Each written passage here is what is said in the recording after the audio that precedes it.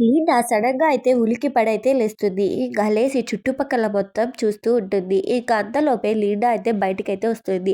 వాళ్ళమ్మ రిపోర్టర్‌తో అయితే మాట్లాడుతూ ఉంటుంది. "నువ్వు బాగానే ఉన్నావా?" అని చెప్పైతే అడుగుతుంది. "అవును నేను బాగానే ఉన్నాను. మీరేమైనా నన్ను క్వెషన్స్ అడగాలనుకుంటే అడగండి" అనైతే చెప్తుంది. "ఇంకా మీ ఫ్రెండ్‌కి అలా జరిగినందుకు నేను చాలా బాధపడుతున్నాను" అనైతే చెప్తారు. ఇంకా డూప్ రైడర్స్‌లో మీ ఫ్రెండ్స్ ఎవరైనా ఉన్నారా? అని చెప్పైతే లిండానైతే అడుగుతారు. అవును. మా ఫ్రెండ్ అయితే ఉన్నాడు. వాళ్ళకి భయపడైతే వాళ్ళకైతే కాస్ట్యూమ్స్ అన్నీ చేసిచ్చేవాడు. ఇంకా అంతే కాకుండా ఇక్కి అనే ఒక అబ్బాయి అయితే వీణ వెంట అయితే తరచుగా పడేవాడు. అతనికి ఒక గర్ల్ ఫ్రెండ్ కూడా ఉంది అని చెప్పి అయితే ఒక స్టోరీ అయితే చెప్తుంది. ఇంకొకరోజు వీణ అండ్ తన ఫ్రెండ్ అయితే బయటకైతే వస్తారు.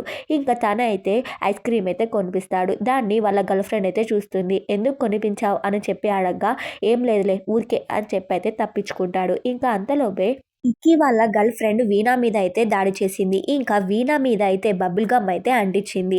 ఇంకా అంతే కాకుండా మళ్ళీ ఇంకొకసారి ఎప్పుడైనా చూసారా అని చెప్పి అయితే అడుగుతారు. ఇంకా మేము కాఫీ షాప్‌లో అయితే చూసాము. ఇంకా వాళ్ళు వేసుకున్న కాస్ట్యూమ్స్ అన్నీ మా ఫ్రెండే తయారైతే చేశాడు అనేది చెప్తుంది. ఇంకా దాని తర్వాత ఒకరోజు మోడలింగ్ అవ్వాలని చెప్పి అయితే వీణాకైతే కోరికగా ఉంటుంది. ఇంకా వాళ్ళు బబుల్ గమ్ అంటించారని హెయిర్ ఎక్స్టెన్షన్స్ చేపించుకోవడానికైతే వెళ్తుంది. ఇంకా మోడలింగ్ చేసేటప్పుడు పైనుంచి అయితే ఇక్కీ అయితే వీణానైతే చూస్తూ ఉంటాడు. అసలు వీణాకి ఏం జరిగిందో తెలుసుకోవడానికి మన ఛానల్‌ని అయితే సబ్స్క్రైబ్ చేసుకోండి. Thank you for watching. By by.